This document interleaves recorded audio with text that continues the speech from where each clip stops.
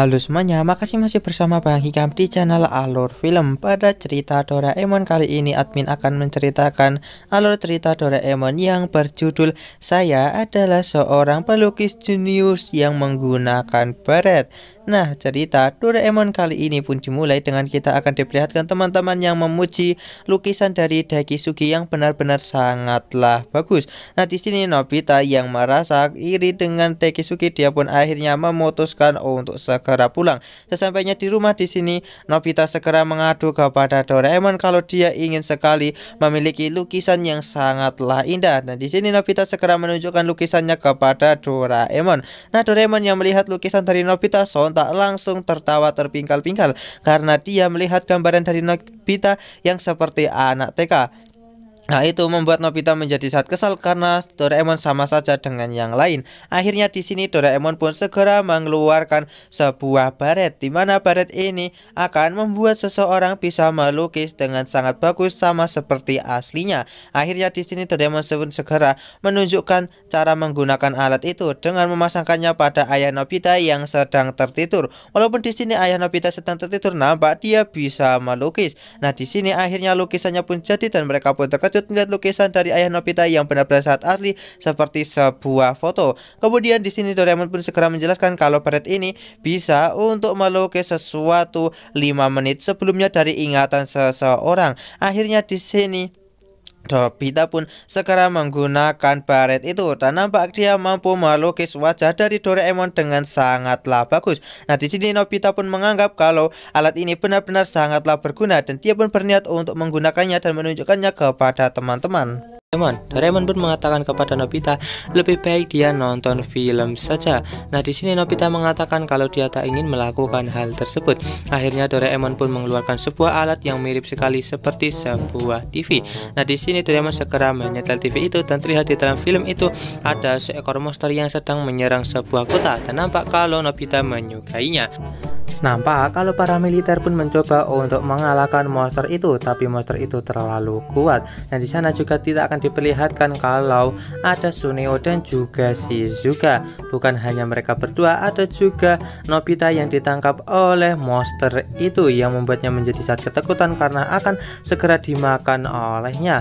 Tapi beruntungnya di sini ada Giant Man yang datang, yang mana Giant pun segera menghajar monster itu dan berhasil mengalahkannya dengan beberapa kali serangan. Dan akhirnya di sini teman-teman pun langsung bersorak kepada Giant karena telah berhasil menyelamatkan Nobita.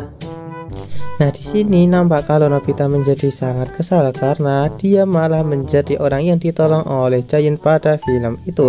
Nah, di sini Doraemon pun segera menjelaskan kalau ini adalah televisi mimpi dan mereka bisa melihat mimpi seorang dan itu adalah mimpi dari Giant. Kemudian di sini Nobita pun berniat untuk menggunakannya lagi dan dia pun mencari mimpi seseorang dan menemukan sebuah mimpi yang lain, di mana di dalam mimpi itu terlihat kalau Pak Guru sedang menghukum teman-teman, di mana dia berniat untuk mencabut teman-teman karena tak bisa mengerjakan PR. Tapi di sini muncul seseorang dan itu adalah Suneo yang memiliki wajah sangat tampan dan dia mampu mengerjakan PR itu dengan sangat mudah hingga membuat Pak Guru langsung tunduk kepadanya. Kemudian di sini Nobita pun berniat untuk mencari mimpi yang lain lagi dan dia pun menemukan sebuah mimpi dan ternyata itu adalah mimpi dari Shizuka yang menjadi seorang tuan putri. Nah, di sini Shizuka pun terjebak di dalam sebuah kastil yang mana dijaga oleh seekor monster dan dia menunggu kalau ada seorang pangeran yang akan menyelamatkannya. Dan benar saja di sini ada Nobita yang menunggangi babinya untuk menyelamatkan Shizuka. Nah, Shizuka yang melihat Nobita datang dengan membawa seekor babi membuatnya menjadi takut kalau harus dijemput oleh babi seperti ini. Tiba-tiba di sini monster yang menjaga Shizuka pun datang. Nah, Shizuka meminta kepada Nobita untuk menghadapi monster itu, tapi Nobita malah pingsan. Akhirnya di sini Shizuka pun segera merebut pedang itu dari Nobita dan segera bertarung untuk melawan monster itu. Tapi di sini Shizuka berhasil dikalahkan dengan mudah oleh monster tersebut. Tak lama kemudian muncul pangeran berkuda putih yang mana dia berhasil mengalahkan monster itu dengan sangat mudah hingga membuatnya berubah menjadi sebuah batu.